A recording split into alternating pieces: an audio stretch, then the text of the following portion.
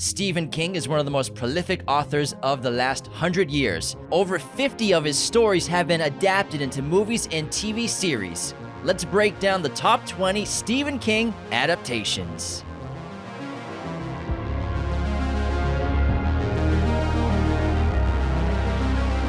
Hello, movie friends. Welcome back to another episode of Raiders of the Lost Podcast, the ultimate film and TV podcast. And we are continuing our spooky season with a Stephen King episode, the top 20 Stephen King adaptations. We made a list of our favorites. We also made a list of the worst ones and other adaptations that were pretty good but just missed the mark and didn't make the list. But there are so many incredible all-time movies.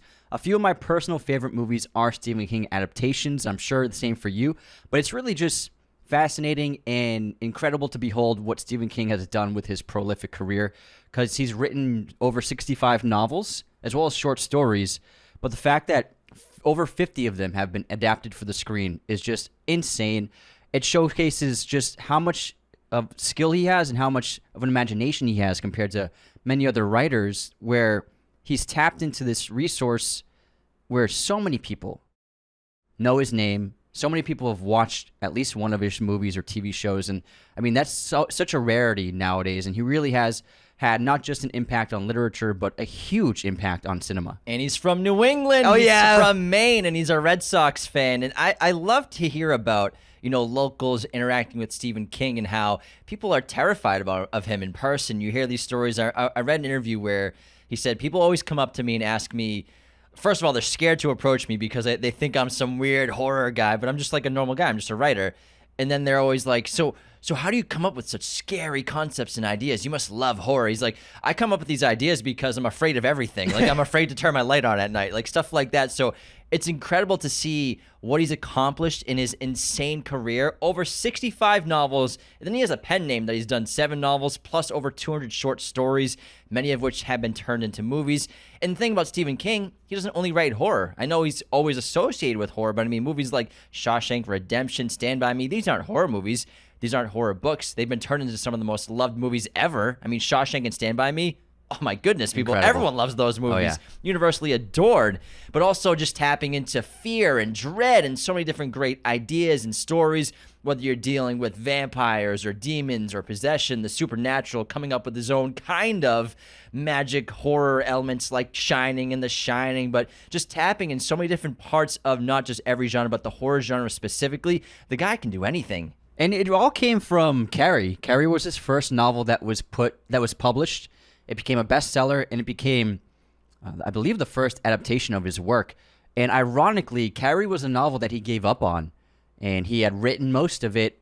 And what's crazy, this crazy story, he's one of the most successful writers ever, but he and his wife were living in a trailer. They had 2 young kids, 2 babies, and he wrote Carrie while sitting on the toilet seat, which was next to the washer and dryer machine, like in the corner of their trailer. We've all been there. That's where he wrote Carrie. Imagine that. Now he's so successful and so widely known, but he came from such modest beginnings. And what happened was he didn't think it was very good, and he threw it in the trash. And then his wife actually picked it up out of the trash can, read it, and was like, you have to finish this. And that gave him the confidence and the motivation to finish Carrie. Once he got that, it was published, and it became a sensation. It became a #1 bestseller in America. And then it was quickly adapted into Brian De Palma's film Carrie in 1976, which is one of my favorite horror movies from one of my favorite directors. So yeah, we all know you like Brian De Palma, Anthony. Everyone in the neighborhood knows you like Brian De Palma. He screams at the top of his lungs when he wakes up, I love Brian De Palma! We all know, Anthony. Underrated director. But that's what started it all, was Carrie. And from there, he just had such a wealth of imagination to extend from, and I adore his work. And who writes as much as Stephen King? It's absolutely insane how much he writes. Do you know his strategy? What's his... No. So he does this thing where he has to sit down, he has to write, I believe it's at least 20 pages, no matter what. And his day isn't done until he's written, I think, at least 20 pages. It can be good, it can be bad, it can be used in the novel or anything.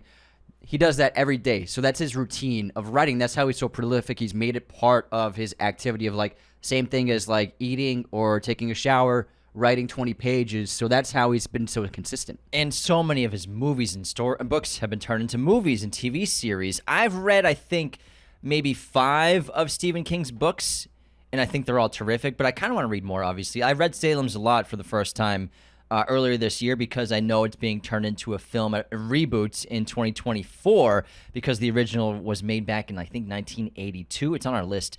But I think The Shining is an excellent novel as well, even though that Kubrick did something very different with the movie. Yeah. I think that's a rare exception for me where I like the movie more than the book. Otherwise, every book to film adaptation, usually the book's better. Yeah. But then Shawshank Redemption, I've never read that. Never. But Stand By Me, I've read a few others. I've read Dreamcatcher, The Dark Tower. Oh, I read Dreamcatcher too. Yeah. You got me on that. Yeah, Dark Tower is an amazing series, not just that one novel, but it's an incredible series. That movie was a letdown. Yeah, I mean, we'll get to that in a little bit. Secret Window I read. I didn't read Dr. Sleep. The Mist I've read. Dr. Sleep is an excellent book, and it's one of the better adaptations in terms of how close it is to the book. Misery I've read. I haven't read it. I'm still kind of daunted by the size of it. But you'll read Harry Potter and the Deathly Hallows. That's different, man. It's different. It's funny because I'll read Dune 7 times before I read it. And then I've read The Shining, and The Shining is probably the most different from what the actual novelization is. So, want to get into our list? I mean, I would love to get into the list. Top 20 Stephen King adaptations. Well, before we get into this, actually, I would like to talk about the directors that he's worked with. Yes. And it's incredible how many of these sensational, legendary directors have worked with Stephen King, but multiple times. Rob Reiner's worked with him multiple times. Kubrick only did the one. Frank Darabont's done multiple movies for adaptations for Stephen King, as well as Louis Teague. Andy Muschietti obviously did the It series. John Carpenter has done multiple movies for Stephen King adaptations. We have David Cronenberg on this list. Mike Flanagan, who's a new, young, hot horror director. He's done, I think, 3 adaptations so hot right for now. Stephen. He is really hot. And George A. Romero's done multiple. So he's worked with so many legends in the filmmaking world to adapt his movies and TV series. So we're so excited to talk about this episode. And of course, if you're listening on an audio platform, you can watch on YouTube as well, and vice versa. If you're watching on YouTube, go listen on other platforms. If you got to leave the house, if you got to go to the gym or something, if you're at work and you're trying to hide it from your boss, listen to us on platforms everywhere you can find Raiders of the Lost podcast. Let's get into our Stephen King adaptations, starting with number 1, Anthony. What we got? Coming in hot. Coming in. I'm excited. We got The Shining at number 1. Big surprise there. Came out in 1980. Directed and written by Stanley Kubrick. Rotten Tomatoes has an 83% critic score and a 93% audience score. Widely loved by audiences. On IMDb, it has an 8.4 rating, and it's listed at number 146 on the IMDb Top 250. The Shining follows Jack Torrance as he becomes the winter caretaker of the isolated Overlook Hotel. Bow, bow, bow, bow. No, you keep talking. I'll do the bow. Okay. In Colorado. Hoping to cure his writer's block, he settles in along with his wife, Wendy, and his son, Danny, who is plagued by psychic premonitions. As Jack's writing goes nowhere and Danny's visions become more disturbing, Jack discovers the hotel's dark secrets and begins to unravel into a homicidal maniac hell-bent on terrorizing his family. 4 months of peace and quiet is exactly what I want. Got any ideas? That's great, Jack. That's great. I love The Shining so much. It's one of my all-time favorite movies, horror movie for sure. This is one of those movies that when you're a kid, especially before the internet, before social media, before smartphones, you heard so much about movies from word of mouth. And when you're a kid, The Shining for us, growing up in the 90s, was that movie that you weren't allowed to see for a while, but adults were talking about it. Older kids always talked about it. You heard about it. You saw clips and trailers and posters, and you know that Jack Torrance is this guy with this axe-wielding maniac. And then you finally watch it when you're like old enough, or you sneak from your parents and your older brothers show you when you're like 11. Finally. And it's just a crazy experience, and I'll never forget the first time I watched The Shining, and it's just stuck with me since then. I watched it again the other night just because it's spooky season. It's an annual watch of mine in October. I adore every second of this movie, and there's so much to it that Stanley Kubrick hid in there.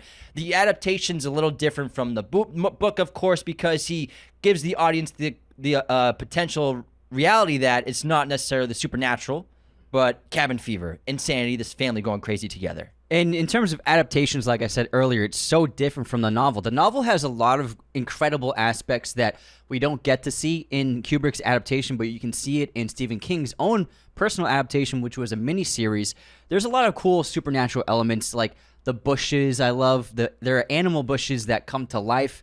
There are other aspects to the hotel, clearly showcasing it is supernatural, and I love those parts of the novel. But on top of that, with the Shining adaptation for the film that Kubrick did, it really, I wouldn't say it's better, but it became something very different and special in its own right. And in a way, he came up with ideas for The Shining that Stephen King didn't have, and he expanded on them in the way that Kubrick does. And I think he brought something that if it was a literal adaptation and a faithful adaptation, it might not have been as good, and it might not have caught on with the popular culture and audiences as it had. So, in a way, Stanley Kubrick straying away from King is probably the biggest strength of the film adaptation. One of the major changes is the axe. That's not in the book. It's a big wooden mallet instead from that. What's that fancy uppity game? Croquet? Is that what it's called? Cricket. No, not cricket. Cricket's the bat. The wooden mallet with the balls that like upper class people play. Someone let us know what the elites play when they're in garden parties, and and things like that, as well as the distortion of Jack's face. And in the book, it is supernatural possession, but again, in the movie, it could be just going insane, going crazy. This great ghost story, and The Shining is really special because this is a movie 43 years later. It's still being analyzed. Still being talked about. People are still discovering new things about it. They're still debating little intricacies and details that Stanley Kubrick put into it because he's such a master filmmaker, and everything in every frame of this movie was done on purpose, whether he's messing with the audience, making you feel like something's off, this eerie tone, like a chair is there in the corner of the room 1 second, but then he cuts back and it's moved somewhere else, or Ullman's office is inside the Overlook, but there's no reason for there to be a window overlook the garden in the backyard. All these things with the blueprint and the layouts of The Shining, as well as subliminal messages, the insinuation that Stanley Kubrick was alluding to him shooting the moon landings, the Apollo moon landings, which I don't know if anyone prescribes to that, but it's really fun to explore. Room 237, why he changed that from the book. It's like room 248 or something like that. Mm-hmm. And also, I think that it's such a special film. What was I just about to say? I was on it. I don't know, man. You're on a tear. Hold on.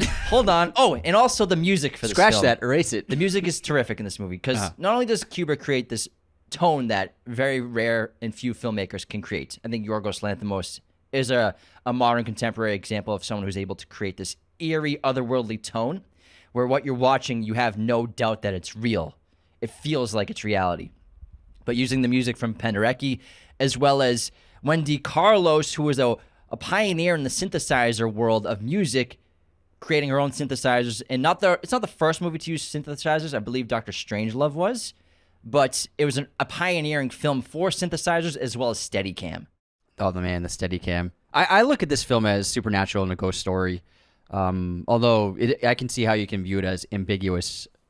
And I've watched it like 25 times, and I am now leaning to everyone's just insane in the Kubrick version. But what about like Halloran, Shining and stuff? Like everybody who just spends time in the hotel is insane? Just going insane. I think it's fun to take fun. It's a hot take. It is a hot take. It's very hot. Spicy. But I mean, for everything you just said, it's I agree completely.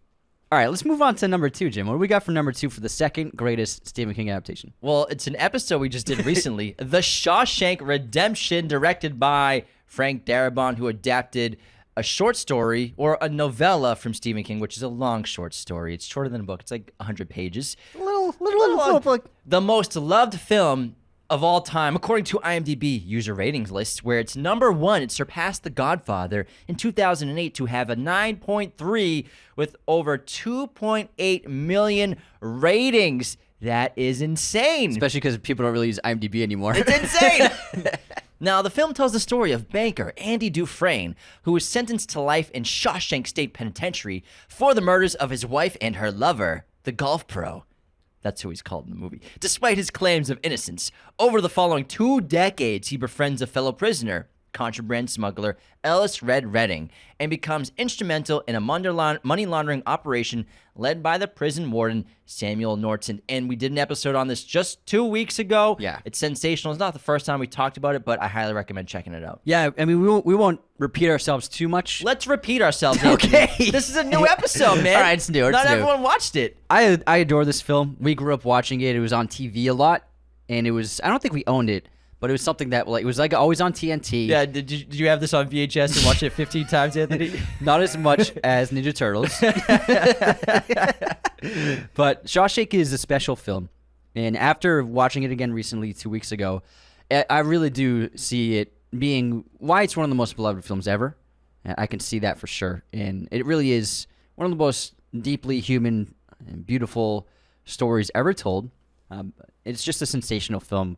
And it's got to be up there in all-time directorial debuts. It's one of the greatest. It's like this, Citizen Kane, Reservoir Dogs. Well, the thing with this is it reminds me so much of Citizen Kane because of how grand it is, the scope of it. It's massive. The sets are enormous. For a first-time director, for a feature-length film, Frank Darabont, no one ever brings this up for directorial debuts. I feel like it, yeah. I feel like I don't see that in It's lists. sensational. Yeah. It's the most loved movie of all time. It's just an impressive directorial effort. Just even if it wasn't a debut, it's just like what he did, all of his choices, the crew he hired, and how he approached the material. It was just really sensational. It's a perfect movie. The writing is terrific. Such a great script, as well as keeping the audience in the dark for so long until the third act of the film. We have no idea, spoiler alerts, that Andy Dufresne has been digging a tunnel through his wall for 18 years, 2 years after he discovers that the wall and the stone of his cell is weak from years of erosion, and he can use his little rock hammer he got from his best bud Red to dig a tunnel to freedom. It takes, you don't find out till the third act. And then on rewatches, you see all the little details of the guards and warden almost discovering all of his little secrets, as well as the money laundering and great metaphors of capitalism, as well as how horrible prisons were, basically creating slave labor and money laundering schemes and just all this crime ironically happening at the head of the facility, the most important person there who proclaims himself to be religious and pure and innocent is the dirtiest one of them all inside this entire prison. It's great. Man, what a movie. I love it. I adore it. Crazy. All right, at number 3, this is one of my favorite horror movies of all time, Carrie, which came out in 1976, directed by this guy, Brian De Palma. You Have you heard of him? No, I heard him when you woke up this morning and screamed his name. I heard, yeah. You hear that? I wasn't sure. Rotten Tomatoes has a critic score of 93% and a pretty average audience score of 77%. On IMDb, Carrie has a 7.4 rating. In this chilling adaptation of Stephen King's horror novel, withdrawn and sensitive teen Carrie White, played by Sissy Spacek, Oscar nominee, in this film, she's an Oscar winner, faces taunting classmates at school and abuse from her fanatically pious mother at home. When strange occurrences start happening around Carrie, she begins to suspect that she has supernatural powers. Invited to the prom by empathetic Tommy Ross, Carrie tries to let her guard down, but things eventually take a dark and violent turn. This is one of the early telekinesis movies you see. It's not just in the horror genre, but even in sci-fi. This is one of the controlling things with your mind, being able to move objects. Carrie has this ability, and she's able to do really cool and beautiful things, but also she's capable of terror and chaos and causing intense damage and pain we see by the end of the film. It's an incredible early role by Sissy Spacek. I believe it might be her debut as an actress. Oscar nominee. And this is the one that, for Stephen King adaptations, I see as the biggest inspiration for Stranger Things with the telekinesis with Eleven and Carrie. But this film, it's really kind of dreamlike in its quality, the way De Palma approaches it, especially with the music and his filmmaking. And then it has great balance of horror contrasted with religion, which I always like to see.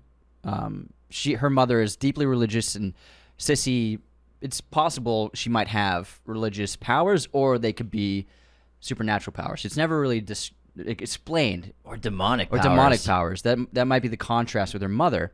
And it's just got such an iconic, famous third act in the gymnasium after the prom night.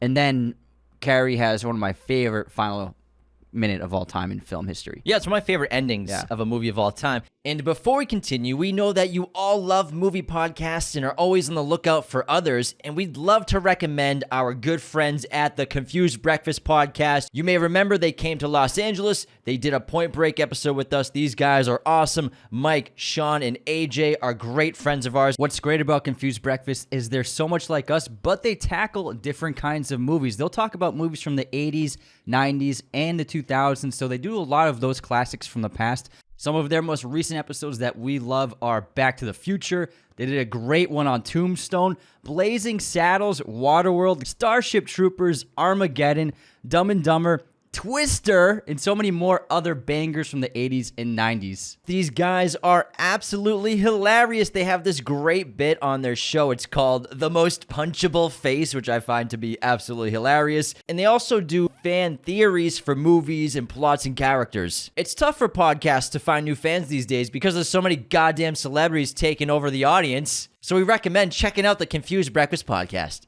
And just talking about these first 3 adaptations for Stephen King movies, what's so special about them is, even though they may have been changed slightly, they have some of the most iconic moments in cinema history. I mean, we're talking about the axe in the door with Jack trying to kill Wendy in the bathroom in The Shining at the Overlook Hotel. Iconic, maybe the most iconic film moment in American history, as well as Shawshank Redemption, the poster being torn off the wall, discovering that Andy has gone through a tunnel, he's escaped. Iconic film moment. And then Carrie, the pig's blood being poured on her after she wins the prom queen. That's one of the most iconic horror moments ever. So just the top 3, some of the most recognizable beats in cinema history for great movies. And I think that's just the power of Stephen King. Even though some of them are slightly changed, like in The Shining, it's still so memorable. Yeah, that's a it's great so point. powerful. And Carrie's awesome, and it had a unnecessary remake recently. Chloe Grace Moretz is a great actress, but that movie did not need to get made. It's very lukewarm. It just was unnecessary, and we didn't need it because the original is a perfect horror movie. De Palma's, like Anthony said, one of the best and most underrated directors out there. I mean, this guy can do anything, and he's made so many great horror movies and weird movies from the 70s and 80s that not a ton of people have seen. Obviously, everyone knows him for his hits like Scarface and the original Mission Impossible, but Carrie's one of his best for sure.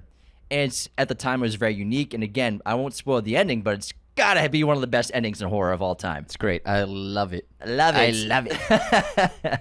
Moving on to number 4. Let's get out of the horror genre for a little bit. Yeah, I'm tired of horror. Even though there's some disturbing stuff in this, but it's really a great coming-of-age story between 4 friends. Number 4, we have Stand By Me, released in 1986, directed by Rob Reiner. This is his first film on the list, but not the last. Rotten Tomatoes, it is a 92% critic score, 94% audience score, 8.1 on IMDb. This is just a universally adored film. A coming-of-age movie that everyone as their coming-of-age watches at some point. Maybe not with this new generation, but when there are other new ones for them, When we were kids, this was, again, one of those movies like, oh, you got to watch Stand By Me. It's like a requirement of going from the age 7 to 12. You have to watch Stand By Me 17 times. Now, after learning that a stranger has been accidentally killed near their rural homes, 4 Oregon boys decide to see the body. On the way, these friends encounter a mean junkman in a marsh full of leeches, as they also learn more about one another and their very different home lives. Just a lark at first, the boys' adventure evolves into a defining event in their lives. And I love this because it's just a great story about friendship and these great nuggets of wisdom of these kids, especially the lead kid who's Gordy, who grows up to be a great writer.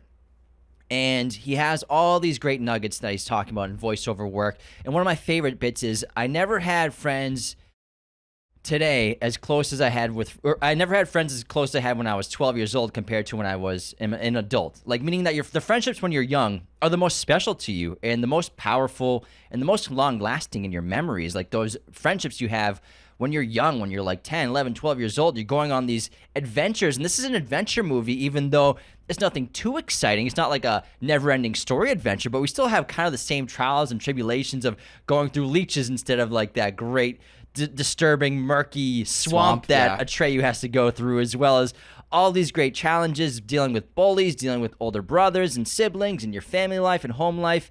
And we actually did a watch party or a private watch party with Becca with this movie, right? Yeah, we did Stand By Me. Yeah, because she's a Chosen One patron, so she got her private watch party and she chose Stand By Me. And Richard Dreyfuss actually plays the narrator. That's right, yeah. He's got a great voice, and he is the narrator of the film. And also, there's a couple of like the story flashbacks, and my favorite one is the pie story. And that's basically the pie eating contest. Yeah, the pie eating contest, because they're around the campfire telling stories, and what Rob Reiner did was he implemented the actual stories visually for us, and the pie eating one is a great one of because that's conversations, just talking, telling stories, making anecdotes, and even if they're true or not, it's still fun. And I like how Stephen King even put that into his novel, like just telling a story. It could be true or could not be true, but that's like an important part of the novel and an important part of the movie. Things like that are just incredible. Then you have the great cast and a bunch of great talented young actors. Kiefer Sutherland, one of his early roles, he plays the bully in this one. River Phoenix, early role. I mean, he's Chris Chambers. He's not the lead, but he's like the tough guy of the group, or like kind of like the leader. He's the leader of the gang, but not the leader of the movie. Yeah. And then Corey Feldman's in this early role. Yeah. But it's great because each of the young boys, they're kind of just characters of adults turned into children, especially with Corey Feldman's character, whose father is off at war. I think it's Vietnam. Then he's got the persona of someone who's like come back from Vietnam. He almost has PTSD because of his broken home. He dresses like a veteran in a lot of ways. And it's just really interesting to just take the character motifs of adults and put them on children, because a lot of the times that's what we are. We see things on TV or movies or interpret what our parents or older brothers and siblings are like, and we kind of act like them even though we're not that age yet. Mirroring. Exactly. We mirror things. Exactly. But it's great. It's so funny. But also, it's just the intrigue and curiosity of children and young kids that we can all relate to. Of we gotta go find this dead body. Let's go see what it's like. We've all done weird stuff like that. We all want like that kind of adventure, but I never had one. Like there's a burnt down car. Let's go check it out. It's like a Goonies type movie without the fantasy. Obviously. Yeah. But still, it's incredible. No pirate ship and guy. Hey, you guys! Guy. Whatever his name is. I'm sorry. We got some unsubscribes after that one. Come on, man. I can't remember his name either. I can't remember. It's I don't know. John. Joe. Something with the Gus. He seems like a good Joe. Gary. Gus. Yeah, we'll go with Gus. Gus sounds good.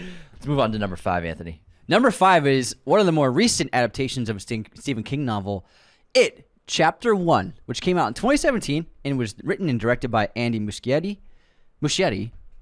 Rotten Tomatoes has a critic score of 86% and an audience score of 84%.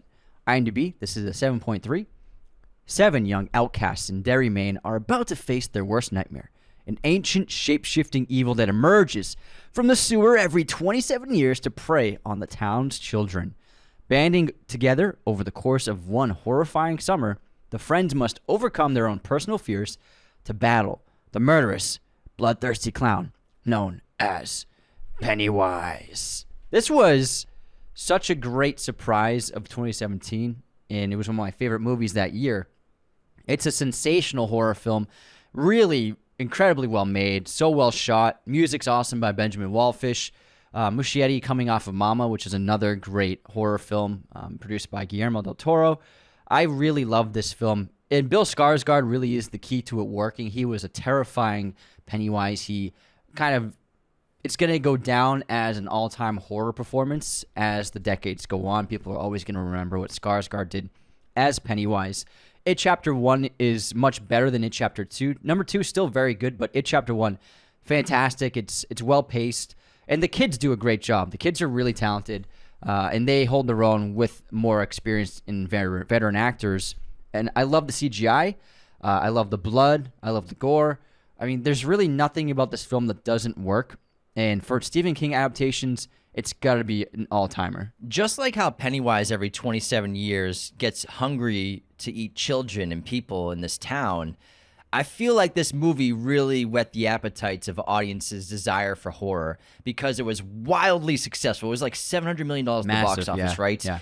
And it was kind of this new style of horror that we've been seeing in a lot of ways, like a big budget horror film. And it was so well directed and it was so sharp that I think it led to this massive surge we've seen the last 6 or 7 years, or contributed to it. That, holy crap, these studios are like, look how successful a rated R horror movie can be. Let's greenlight as many as we can right now because we are in a huge horror boom. The last year, 2022, was one of the best years of horror we've had in decades. And this last 5 years has been incredible. In 2017, we had other great horror films. And then in 2014, we had movies like It Follows coming out. But I think that this one showed studios that rated R horror can be highly profitable. You don't always have to make $700 million. But I mean, look at Talk to Me making $80 million at the box office on a $3 million budget. It's absolutely sensational. I mean, 2017, we also had Hereditary come out that year and Get Out. So 2017 was a massive year for horror. And I believe, right? I think Hereditary was 2014. Was it that early? Because Midsummer was 2019. I'm pretty sure. Yeah, let me see. I'm pretty sure Hereditary is 2017. I always think that Hereditary is And older Get Out than was it definitely is. 2017, right? Get Out was Hereditary was 2018. Okay, and then Get Out was It 20. must have been 2019. Get Out. Because what year did Phantom Thread come out? Because that was while Paul Thomas Anderson was in production. He saw Get Out. Get Out was 2017. Yeah. Okay, so Yeah. 2017, 2018, great couple of years of horror. All of these movies, I mean, those three, it's Get Out, Hereditary, wildly successful horror films, rated R. Studios are like, let's do it. And I think It Chapter 1 was a great example in everything you said. I mean, adapting something like this that had been done before, Tim Curry playing the original Pennywise in the TV miniseries back in 1992, or wherever it was, everyone knew that series, whether you'd seen it or not, you'd seen the look, you'd seen the aesthetic, it was dated. Even though it was good at the time, and it's still, kind of a cult classic, it was dated. It didn't hold up anymore, especially the costume design of Tim Curry. But changing it up, making this horrific CGI as well as intense prosthetic version of Pennywise worked so well. Muschietti is a great director. I don't care what anyone says. I like The Flash a lot. Yeah. And I think Batman's going to be in good hands with him, and he proved that he can do it with the It movies. These are movies that, I mean, how do you adapt it so well? And I think he did a great job. And I just love, it's so rare to see horror done with a huge budget.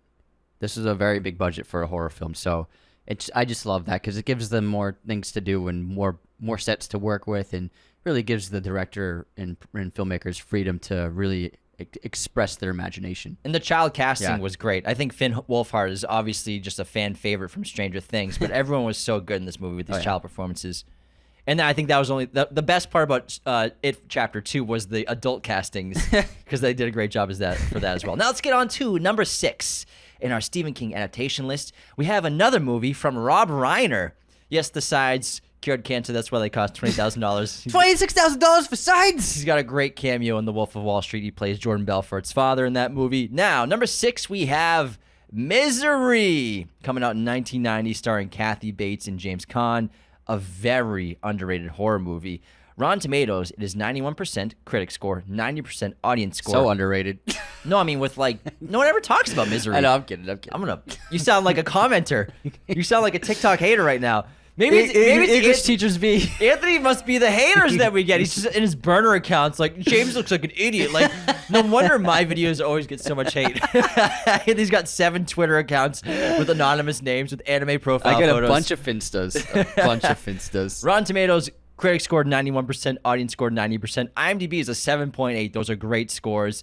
After a serious car crash, novelist Paul Sheldon, played by James Caan, is rescued by former nurse Annie Wilkes, played by Kathy Bates, and she was nominated for an Oscar. She won the Oscar for this one? Yeah.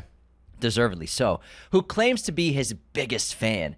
Annie brings him to her remote cabin to recover, where her obsession takes a dark turn when she discovers Sheldon is killing off her favorite character from his novels. As Sheldon devises a plan for escape, Annie grows increasingly controlling, even violent, and that's an understatement, as she forces the author to shape his writing to suit her twisted fantasies. And twisted this movie is. It's very dark.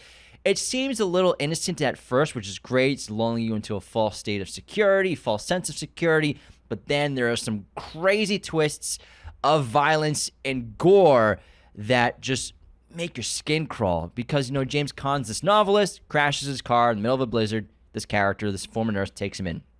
And like the synopsis says, she wants him to basically rewrite what he's going to do, because I believe he has his copy that he's going to show the publisher in the car, and she reads it and she's dissatisfied with it. Yeah, so he kills Misery. This is the final Misery novel, and she's obsessed with the character of Misery, and so she thinks that it's an outrage, and she ends up basically steering his writing in how she wants Misery to go.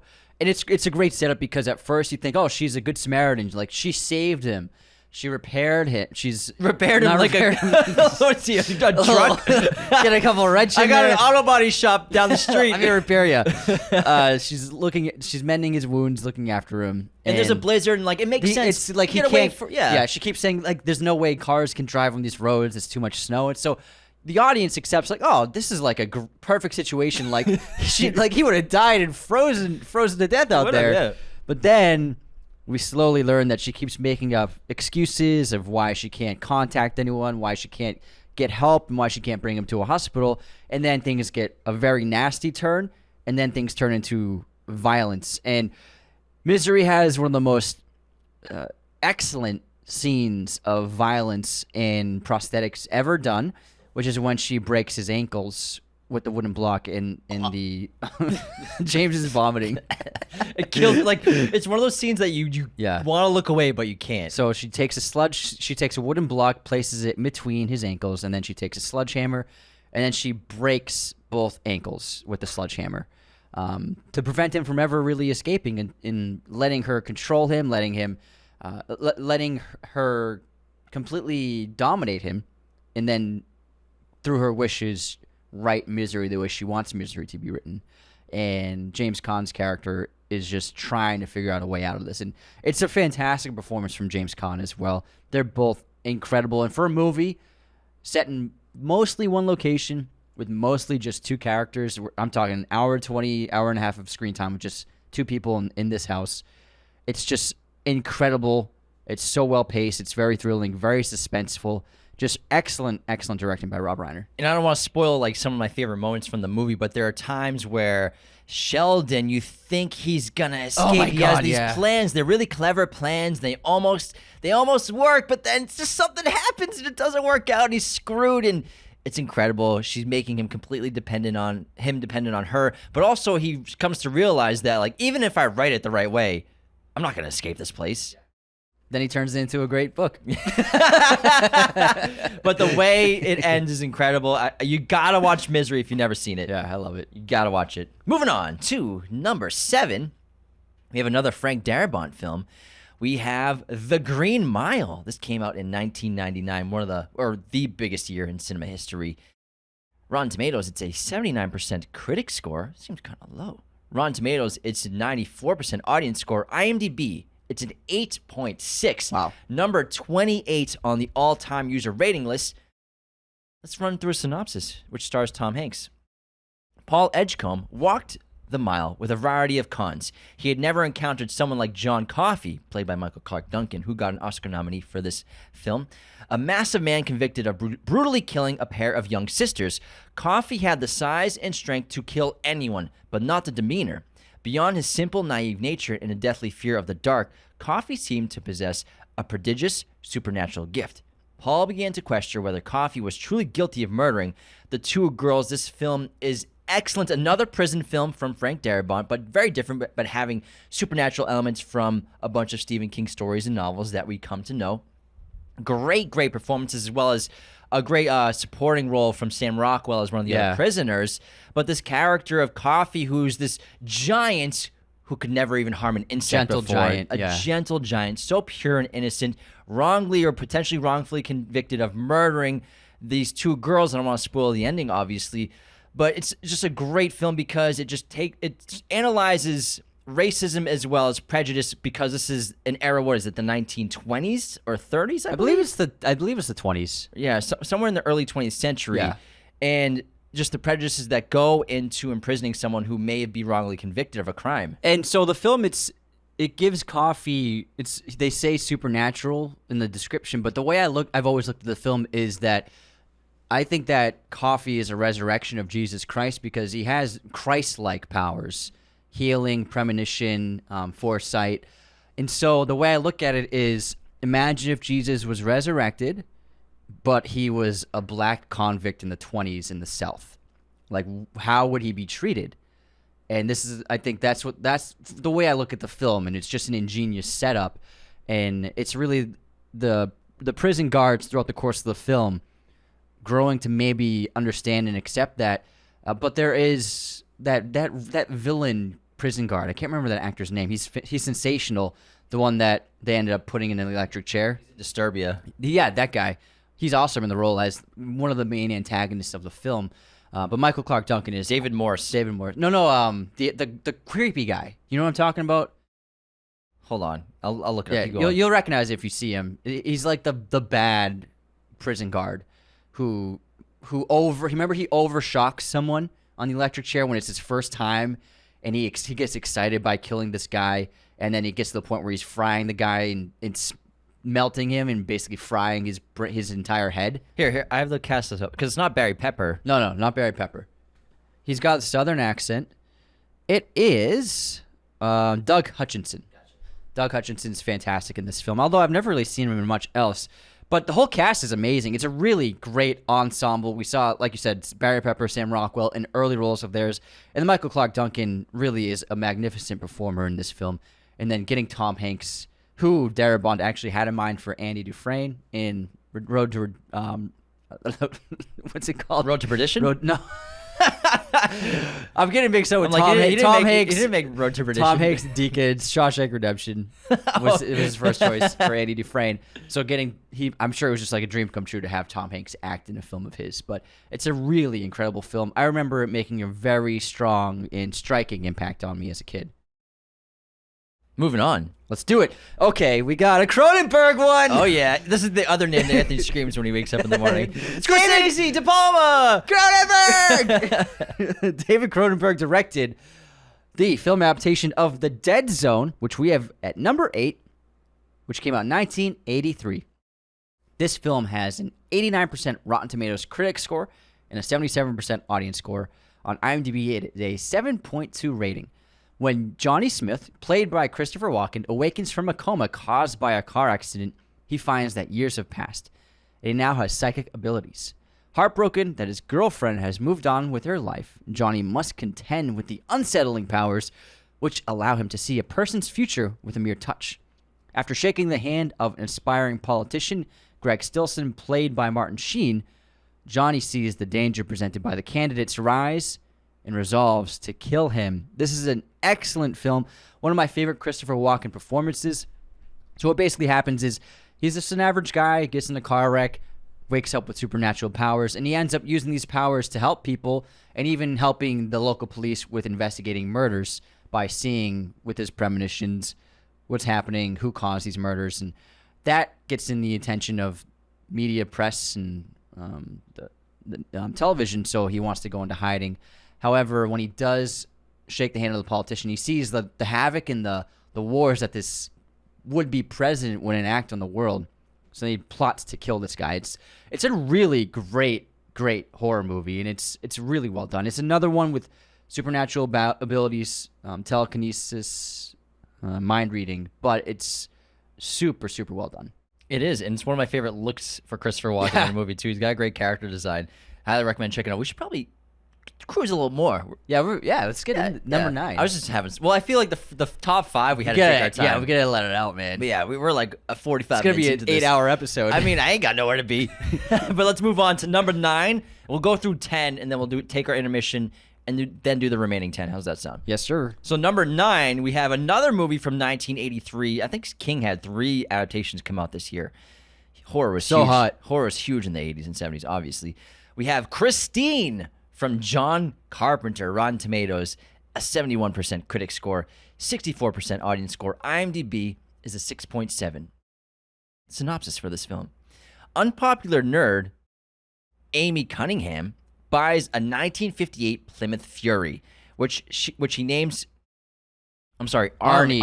I was like, his name's Arnie. I should have used a bigger font. So Arnie Cunningham buys a 58 Plymouth Fury. The Arial font, the R next to the N does look like an M. Yeah, which he names Christine. Arnie develops an unhealthy obsession with the car, to the alarm of his jock friend Dennis Gilder. After bully Buddy Repperton defaces Christine, the auto restores itself to perfect condition and begins killing off Buddy and his friends. Determined to stop the deaths, Dennis and Arnie's girlfriend, Lee Cabot, decide to destroy Christine. It's so unique and awesome, like a horror movie where the monster villain killer is a car. A killer car. A killer I love it. It's so pretty ridiculous badass. and outlandish it works. It does. It's fun. It's different. It's not the best movie in the world, but it's shot really well. John Carpenter, I always have been a big fan of his cinematography. He loves anamorphic, and his lighting techniques with his team are just, they always look fantastic. I just watched a couple of his movies the last few weeks, and he's just such an impressive director. And Christine is absolutely wild and bonkers. It's a bonkers movie. Next, we have another pretty recent film, The Mist, which came out in 2007, directed by Frank Darabont. Number 3 on the list. This is a 73% critic score on Rotten Tomatoes and a 65% audience score. On IMDb, it's a 7.1. This also has one of the fucking best endings in horror history. Holy crap. Which is different from the book. So after a powerful storm damages their main home, fucking Arial font, man. We should change the font. Yeah. Or have better glasses. David Drayton and his young son head into town to gather food and supplies. Soon after, a thick fog rolls in and engulfs the town, trapping the Draytons and others in the grocery store. Terror mounts as deadly creatures reveal themselves outside, but that may be nothing compared to the threat within, where a zealot calls for a sacrifice. This is an excellent film. It's a claustrophobia, and it's just this great monster movie, too, where this mist is basically, you can imagine another dimension opened up where they're monsters and they're invading our plane, our world, and the mist is probably their atmosphere, is the way I look at the film. And so they start wreaking havoc, trying to get into the grocery store. And there's some great gore, great kills, creature feature. It's got some pretty solid CGI. He did rely on it pretty heavily, so it hasn't aged super well. That being said, a lot of the practical effects look great. It's a messed up movie. The last 5 minutes, last 3 minutes, Yeah. it's so crazy because one of the characters does something that you think is the right thing to do, but my God, you gotta watch it if you've never seen crazy. it. It's It's crazy. insane ending. It's crazy. It's insane. I was devastated at the end of this movie. Devastated. It's one of those movies where at the end you're like, holy fuck. And it has the OG Punisher, Thomas Jane, man. Thomas Jane. He's awesome. All right, let's head to our intermission, and then we'll get back to more of Stephen King adaptations. The very best way you can support Raiders of the Lost podcast is to share us with your friends and family. If they love movies, they love TV, and they love horror, definitely send them our show and send them this episode. It's the best way for a podcast to grow, as well as we have over 500 episodes. All you got to do is search Raiders of the Lost podcast and pick a movie. There's a good chance we've done it. You can search that in Google, YouTube, Spotify, Apple. You'll find that episode, and you'll enjoy the hell out of it, hopefully. You can also leave those 5-star ratings and reviews on Spotify and Apple. They help us get seen by new listeners, and it's also so fun to read the written reviews on Apple. I'll get to one in just a minute. And you can also become a patron at patreon.com/Raiders of the Lost Podcast. It's the subscription-based form of support for the show, where you also get bonus content, bonus episodes every single week, accessed by every patron in every tier. We have 5 memberships of cost. We have $2, $5, $10, $25, and $100. Every tier, as you go up the ladder, has just bangers, bonkers perks. They get better and better. Unbelievable perks. You can get access to our Discord. You're all over the place. I'm trying to sell it shit, man. I'm trying to make some money. You get access to our Discord at $10, $25. You get a custom episode. $100. You get a private watch party. You get free merch. You get to come on the show after 3 months. It's just it's crazy. Become a patron, please. Please become a patron. You're killing me with this one. Our show is, of course, sponsored by movieposters.com, the number one place to get your posters online today.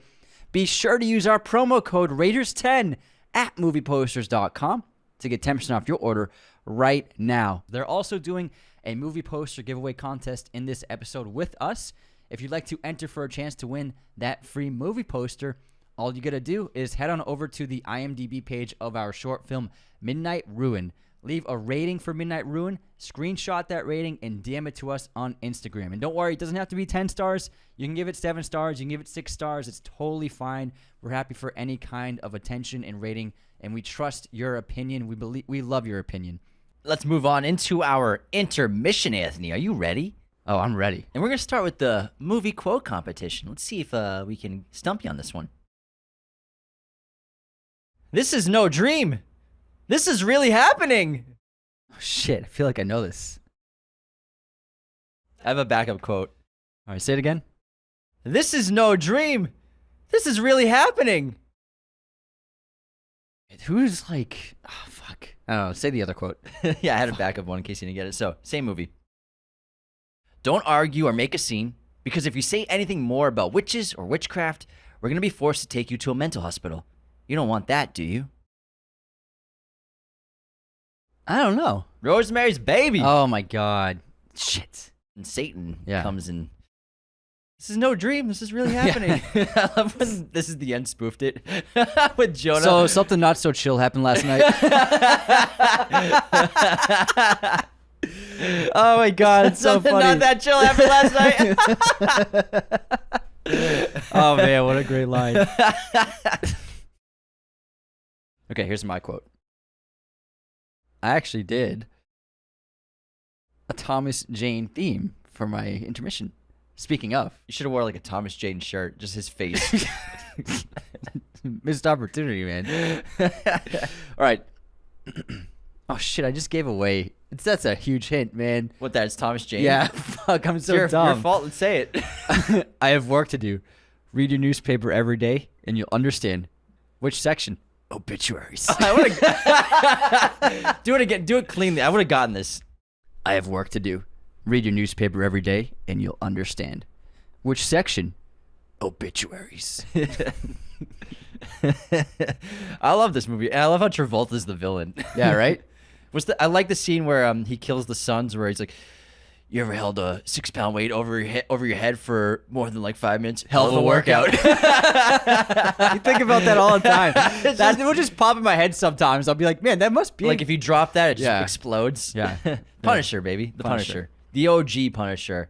It's I actually, love. It's actually not the OG Punisher. Well, not the OG, but like our OG Punisher. Yeah, it was our Punisher. Yeah, our Punisher. Punisher Was Thomas Jane one. But I still like the new one. I think what's his name is cast so well in it. Yeah, what's his name's great. It's John Bernthal. Bernthal. Sorry, man. Jesus, man. I know. Jesus! Sorry, I had Thomas Jane on the brain. He's gonna come and punish you, man. I hope that's. That sounded weird. I hope not. Seems like a strong guy. Probably like jujitsu background. Moving on. Sounded so weird. He's gonna punish you. All right, guess this movie release year. The original, The Texas Chainsaw Massacre. 1974. Yeah, you got it. Easy. What year did Thomas Jane's The Punisher come out? 2002? 4. 2004. 2004. Not nice. You didn't get it right. Although you have like some cutoffs like him. Doesn't he? No, he doesn't have cutoffs in it. In the Punisher? He wears a cutoff. Yeah, in he that. wears a It's cutoff. got it. Yeah, I think in his apartment he does. Yeah, I have a Sauron, Dark Lord of Middle Earth cutoff t-shirt on. These are out, man. It's a horror episode. Yeah. I love this shirt. It's so fun. What does Sauron have to do with horror movies? Scary. I guess. It's a scary shirt.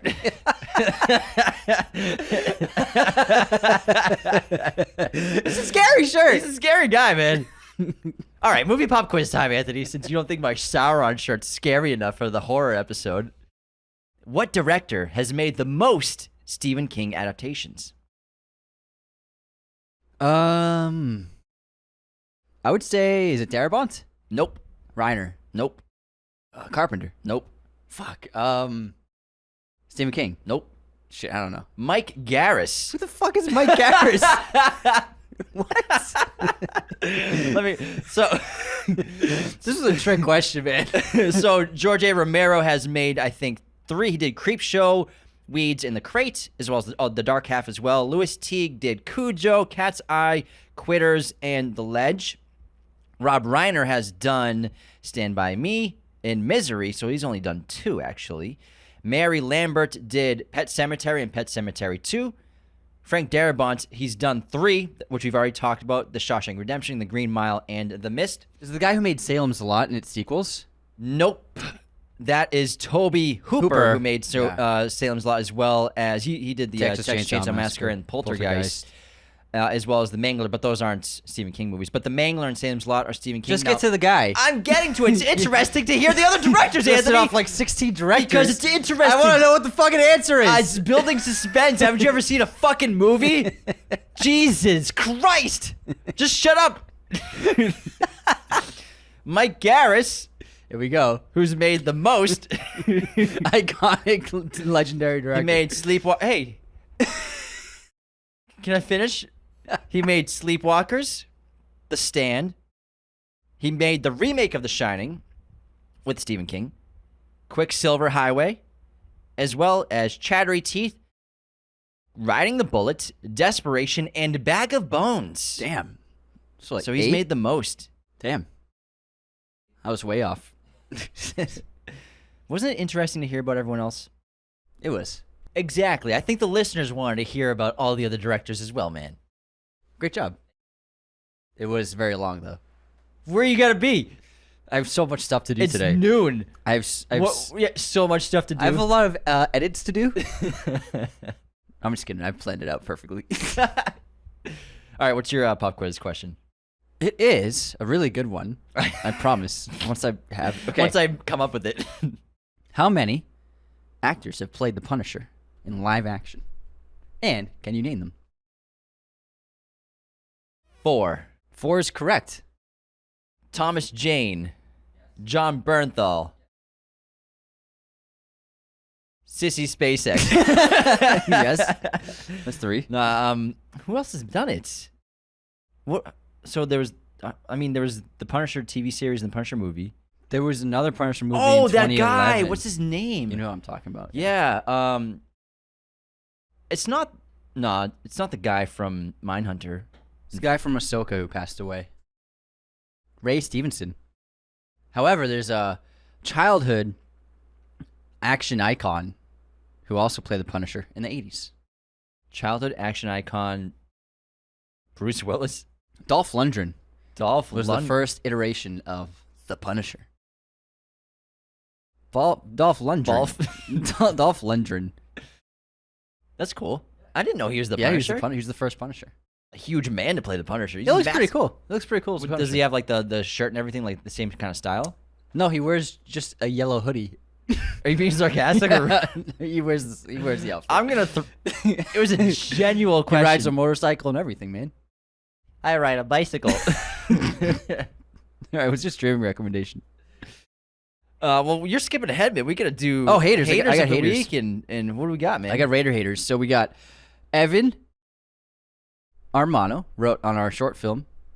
New short film with no trailer. Unsubscribed. We posted a couple on Instagram. It was a few days ago before the link was really live, only for like a few hours. And I wrote, it drops on Tuesday. Resubscribe. The trailer? Yes. The trailer dropped on Tuesday. The movie came out last week on Thursday. And then John M5707 wrote on our Evil Explored Anakin episode, Qui-Gon Jinn couldn't control Anakin? Nah, boys. The theme is called Duel of the Fates. On the Jedi Council, blah, blah, blah, blah. Qui-Gon would have been an excellent father figure and neutered Anakin through all the BS. Sorry. What do you say? Let me... the Anakin... Unsubscribe. Anyways, he said, disclaimer, not real hater. Love the podcast, boys. Keep up with the good We work. love you too, but that's what we brought up in that episode. We brought up how if Qui-Gon didn't die... You did. I disagree. You agree with him. Oh, yeah, I agree with him that Qui-Gon... I disagree with John and you. I think that he would have fallen into darkness regardless. You're wrong.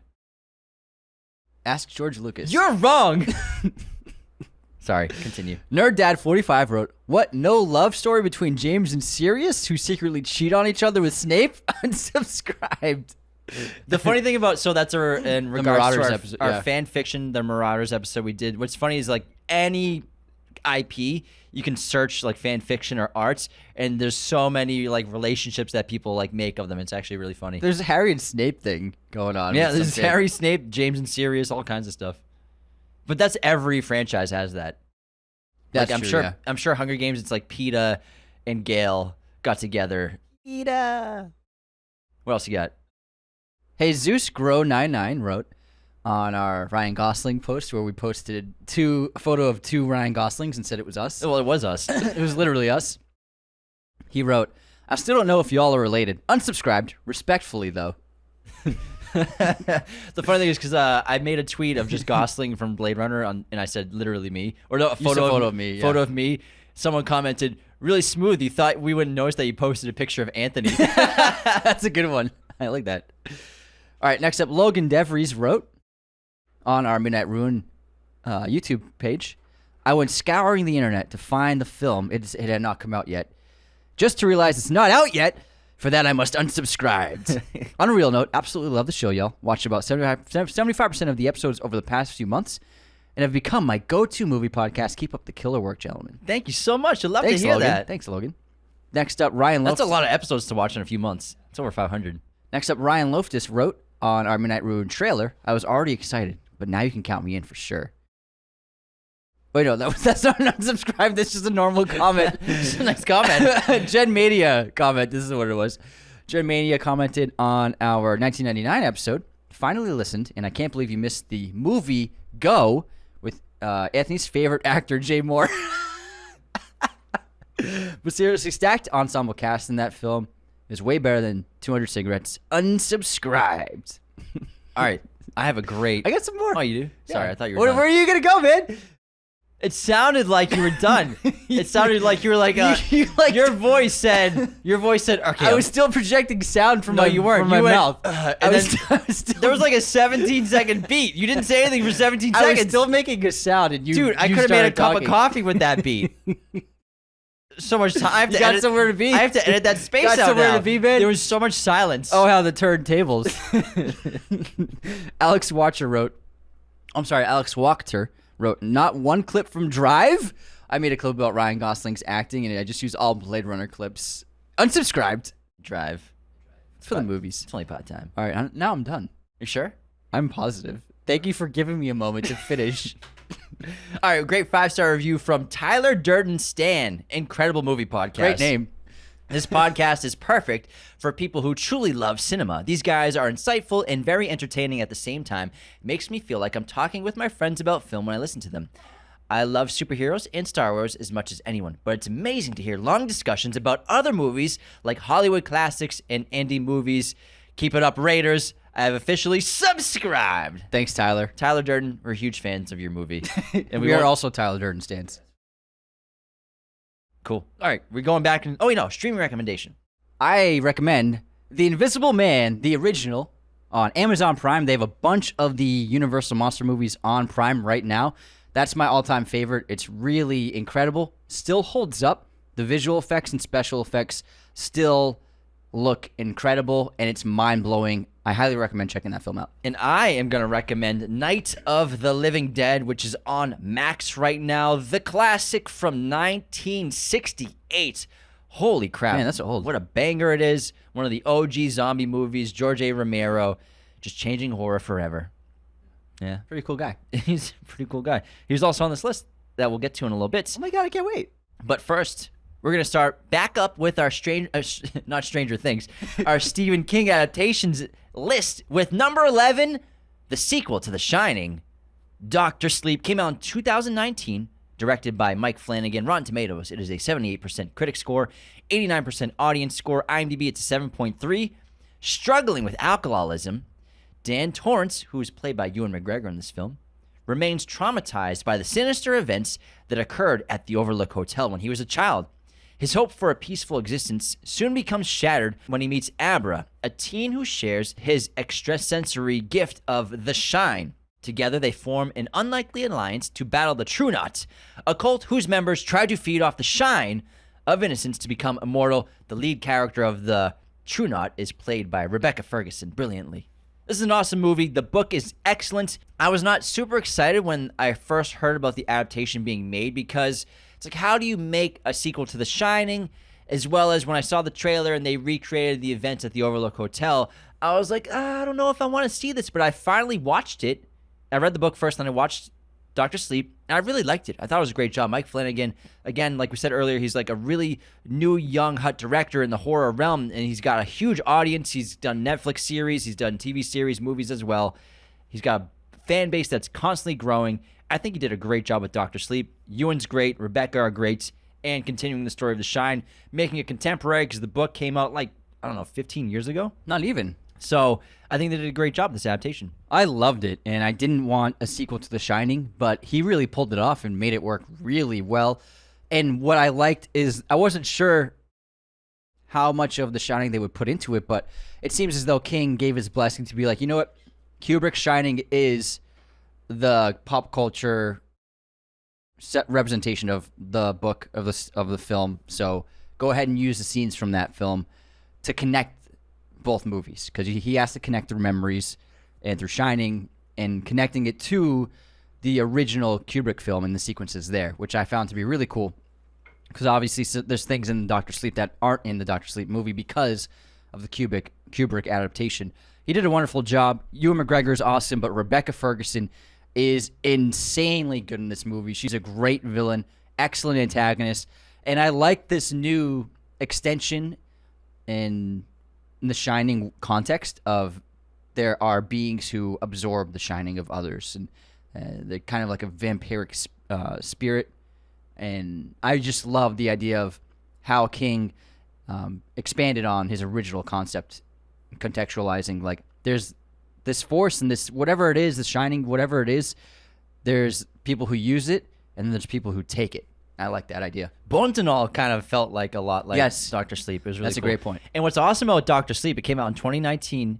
We got a bunch of refilming and recreations of The Shining. We also got recreations of The Shining in 2018 with Ready Player One, Yeah. where one of the keys is at the Overlook Hotel in the movie set in The Shining, and the characters go there. So there was a lot of fun back-to-back years going into the Shining world. And a great choice by Flanagan was not to have an actor play Jack Nicholson and like CGI his face, but they got an actor who has similar features, and he had a similar vibe to Jack Nicholson as Jack Torrance. Then they used that instead, which I thought was smart. Yeah, you can't replace Jack Nicholson. Yeah. But yeah, I think I agree. Not like a face swap or anything like that. Not just using a double. Just like it's just an actor. They It should've still just works. Yeah, that's cool. What's cool though is I love seeing when people face swap actors for other actors in movies, and the Jim Carrey face swap for The Shining. Yeah, that looks good. That looks Yeah. awesome because he kind of looks like Jack. Schwarzenegger Titanic one. Yeah, That's insane. That's a lot of It's funny. ridiculous. I think it's like Billy Monarch's an account that Yeah, face swaps Monarch, Arnold yeah. onto everyone.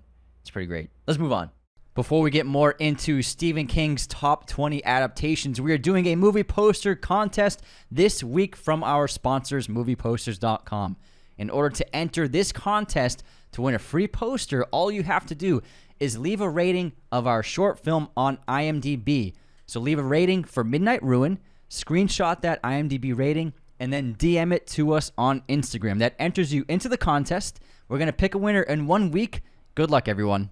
Next up, we have It Chapter 2, which came out in 2019 as well.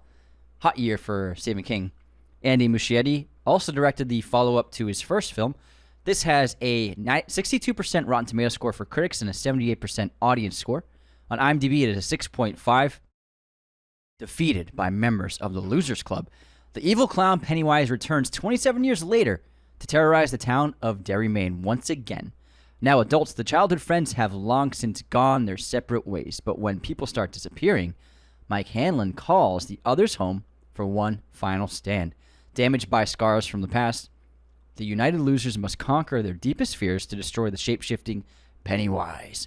Now, more powerful than ever. This was a really good sequel. I enjoy it. It does get quite a lot of flack online, but I really like the film. It is quite long, though. It's a 2:45 is the runtime. I think maybe even longer. So it's really close to 3 hours. Doesn't need to be, but I understand. But I think that Muschietti did a great job following up the first film. I love the new cast of adults. These are like a bunch of my favorite actors of their generation. So you get McAvoy, Chastain, or just like having them in. Bill Hader's excellent. So the cast is really fantastic. And then Bill Skarsgård, his dynamic with the adult actors is a nice change of pace from what it was like with the kids. Because with the kids, there's like the innocence, But with adults, especially for someone like me relating to it, I'm about their age, so it's a different kind of context of an older character encountering Pennywise, which I really like about the film. Another great score, more great cinematography, really scary kills. I think the kill of the little girl under the bleachers during the baseball game, or it's the football game, whatever, I think that's one of the scariest parts of both movies. But then also the mirror room in the carnival with McAvoy, and that kid gets trapped inside the mirror room, and Pennywise is like licking the glass and starts bashing his head on it.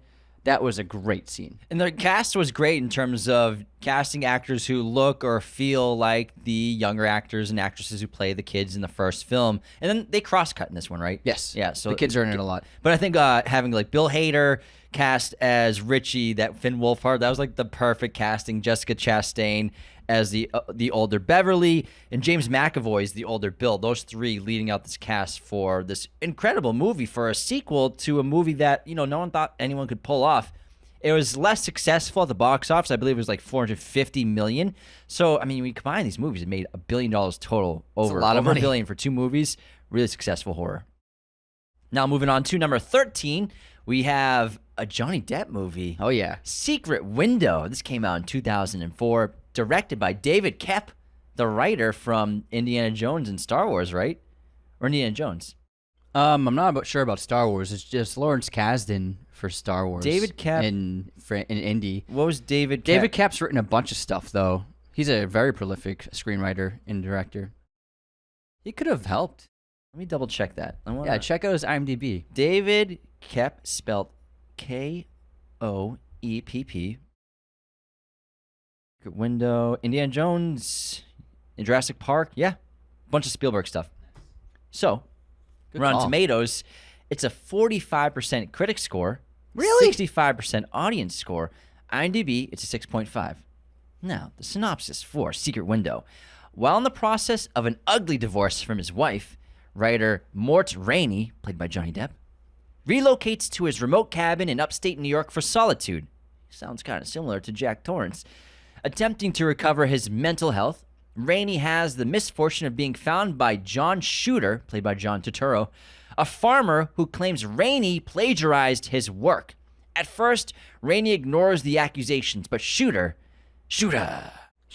has no intention of quietly disappearing. Soon, Shooter becomes increasingly vicious in his quest for retribution. This is a great movie for fans of Korn. Yeah, fans of Korn, but not the band like Korn, right? No, yeah, just Korn. Korn. Yeah. Johnny's awesome in this movie. It's got a great twist at the end. The last 30 minutes really make it. It's a great mystery, as well as it like there's a lot of sleeping in this movie, so a lot of napping. I mean, the thing is, you can watch Johnny Depp just chill. Yeah, that's what the movie is. Naps for half the movie, I swear. I'm like, this is entertaining. Yeah, so Johnny, you just watch him, it's fine. But he's great. It's got a great mystery. This author who's trying to like get his life back together, has this other person who comes in and says, "You've been plagiarizing my work. You stole my work. I'm coming after you."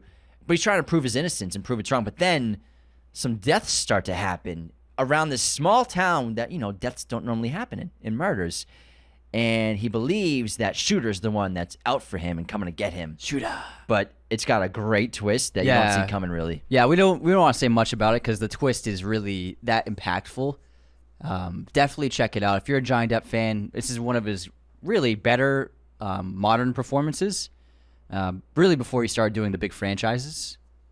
It's excellent for his career. Yeah, 21st century Johnny, we associate him with so many eccentric roles, Yeah. even in the 90s and 80s, but I think this is one of those ones that fly under the radar for his career. Yeah, very underrated for him. All right, next up at number 14, we have our first vampire movie. Well, technically, Dr. Sleep, you said they're vampiric. Yeah, but not vampire. They're chilling in the sun all the time. Yes. They're like sunbathing. On top of that trailer. Yeah. So, Salem's Lot came out in 1979, directed by Tobe Hooper. It has a Rotten Tomatoes critic score of 89%, but an audience score of 25 points below with 65%, 24 points below. IMDb is a 6.7.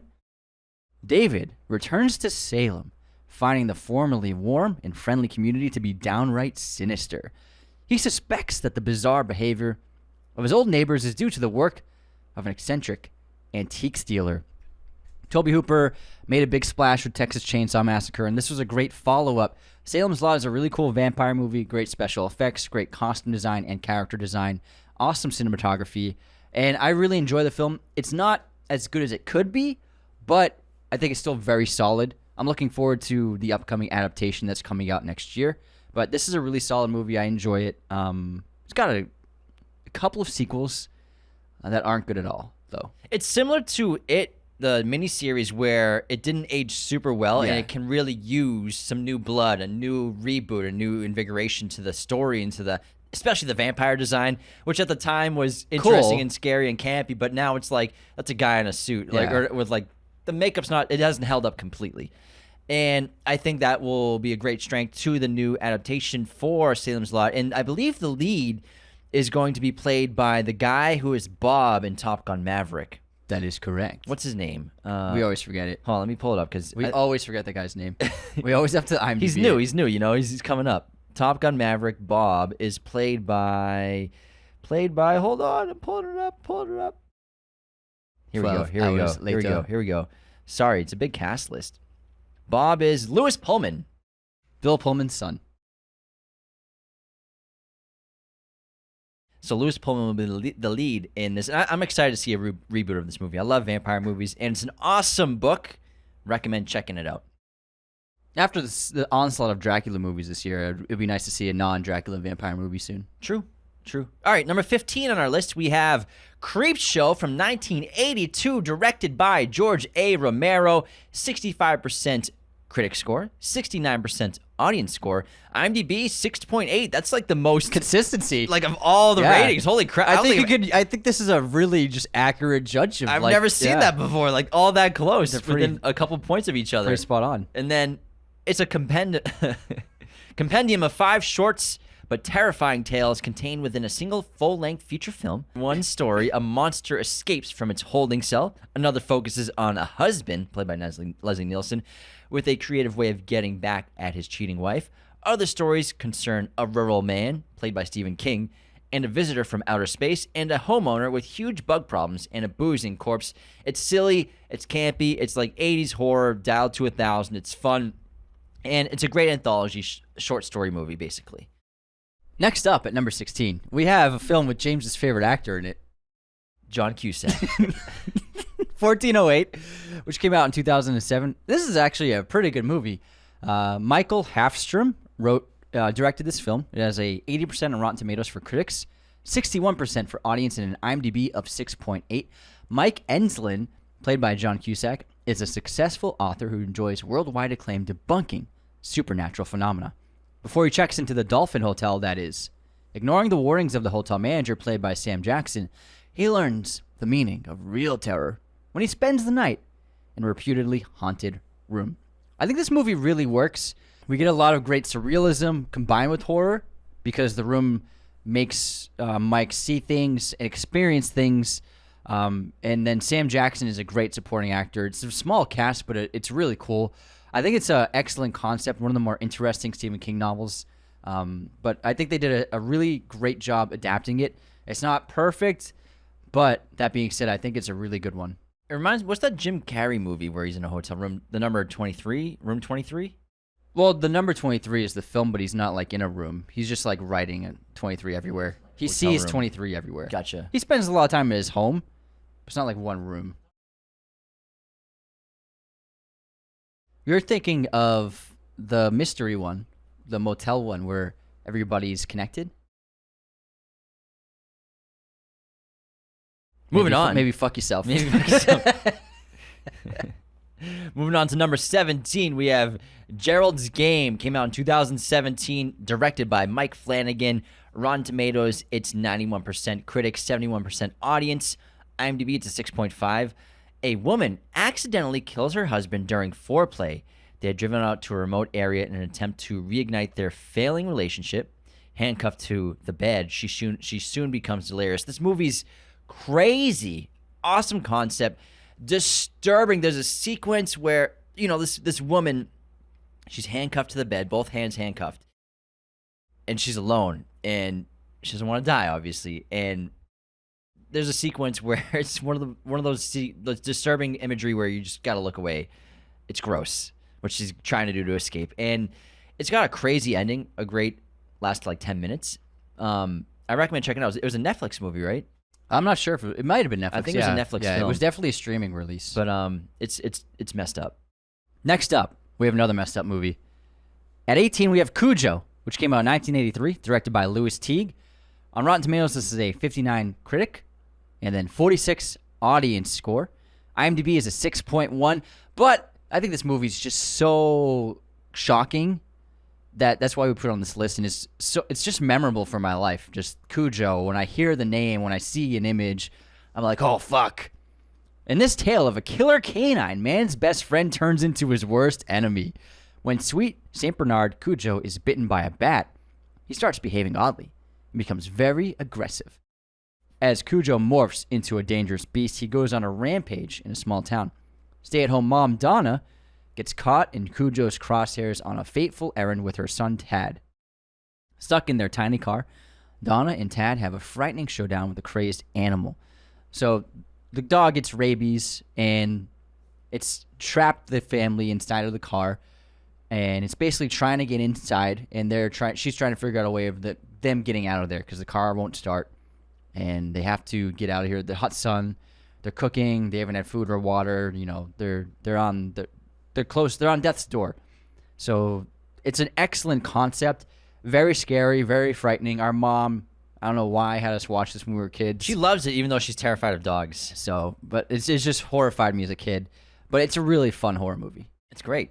Number 19, we have Pet Sematary, which came out in 1989. Directed by Mary Lambert. Rotten Tomatoes, it's a 51% critic score, 60% audience. IMDb a 6.5. Dr. Lewis Creed moves his family to Maine. Of course it's Maine. It's a Stephen King story where he meets a friendly local man named Judd Crandall.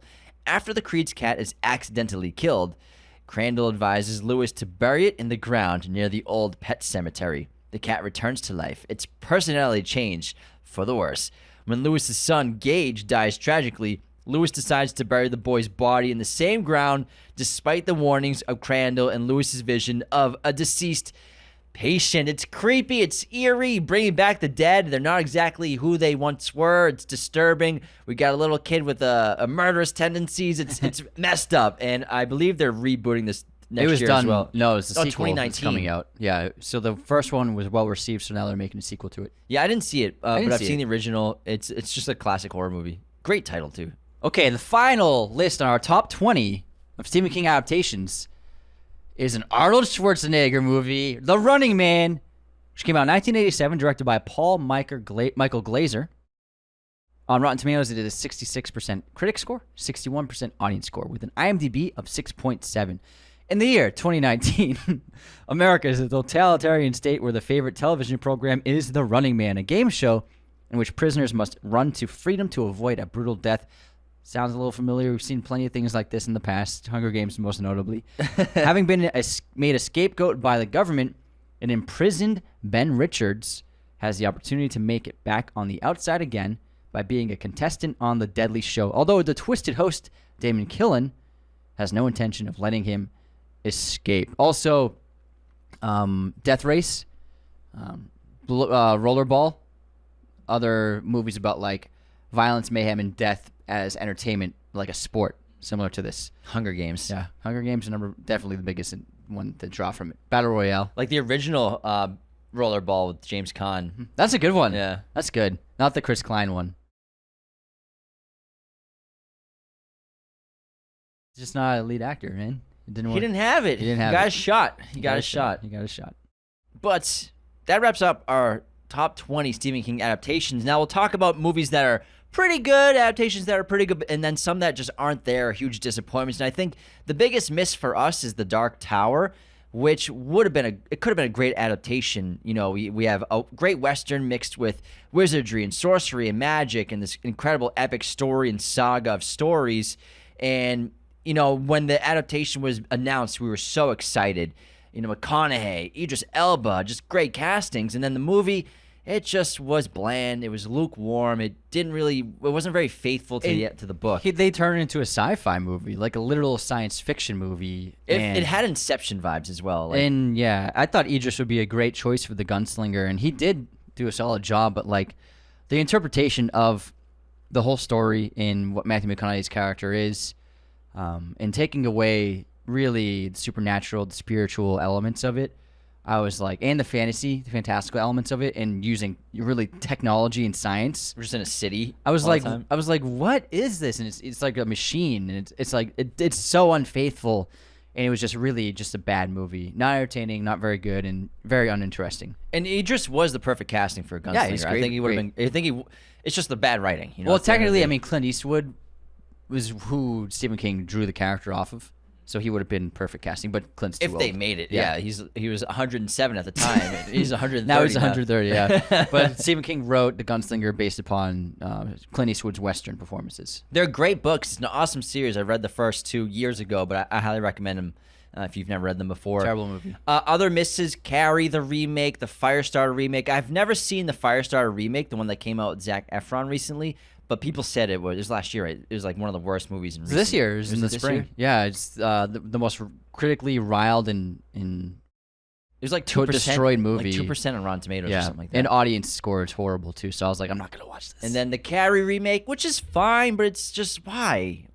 It didn't improve on it at all, and actually, it was just so repetitive and redundant. It was just scene by scene, shot by shot. It's just a lot of the remakes. They're just like, here's a budget. Here are 2 great leads, great actors and actresses, and they also neutered it. Yeah, it was much less interesting. It was Julianne Moore, right? Played Correct. The mother. Yes, and obviously Chloe Grace Moretz as Carrie. Now there are some movies that are pretty good, but this didn't quite make the cut for our top 20. One that we liked a lot growing up was Dreamcatcher. Cool movie. That's a cool movie. And then Firestarter, the original, Apt Pupil, starring Ian McKellen, is very good. The Boogeyman, which came out this year, was pretty good. And then 1922, Thomas Jane's film, which came out on Netflix, is a pretty good one too. And Children of the Corn, not a great movie, but it's very iconic, very memorable. It's been spoofed in a lot of stuff. It's been spoofed in South Park. So Children of the Corn, one of the best South Park episodes. Yeah. Oh my god. So it's not a great movie, but the idea is awesome. The concept's there. It just wasn't killer kids. Yeah, it just wasn't executed super well. And Dolores Claiborne's another great Stephen King adaptation. But that wraps up our episode on Stephen King adaptations. A lot of fun. So many great movies to talk about, not just in the horror genre, but just in general. Loved movies. And I mean, the top 5 on this list is absolutely absurd. Top 6. The Shining, Shawshank Redemption, Carrie, Stand By Me, It Chapter 1, Misery, The Green Mile. The top 7 absurd stories. So well written. Great ideas. One of the most prolific and most loved writers ever, and especially the last 50 years. I mean, who's written more books that have been turned into adaptations for film and TV than Stephen King? And also, like, everything we see in much of what we see in these genres are inspired by his writing. Yeah. You know, like, it might not be an adaptation, but it's heavily inspired by what Stephen King wrote in many of his novels. Yeah, there's so many movies, you're right, that his imprints. It feels like a Stephen King adaptation. Then you're like, oh, it's not a Stephen King book. It felt exactly like one. Using his archetypes, using his ideas. So many writers and filmmakers have drawn from Stephen King as inspiration. Can you believe what the horror genre would look like without him? Wouldn't exist. He created horror. Yeah, he invented scary things. Stephen King invented horror.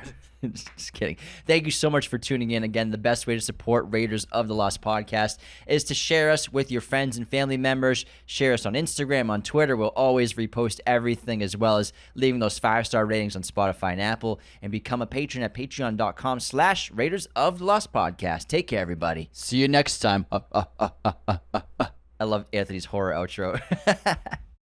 This episode was executive produced by our chosen one patrons, Cody Moen, Andrew Hagan, Becca Keene, Benjamin Cook, Calvin Murphy Griggs, Nicholas Martin, Darian Singleton, Tyler McFly, Andrew Hagan. Our chosen one patrons are our biggest supporters. Thank you so much. Raiders of the Lost podcast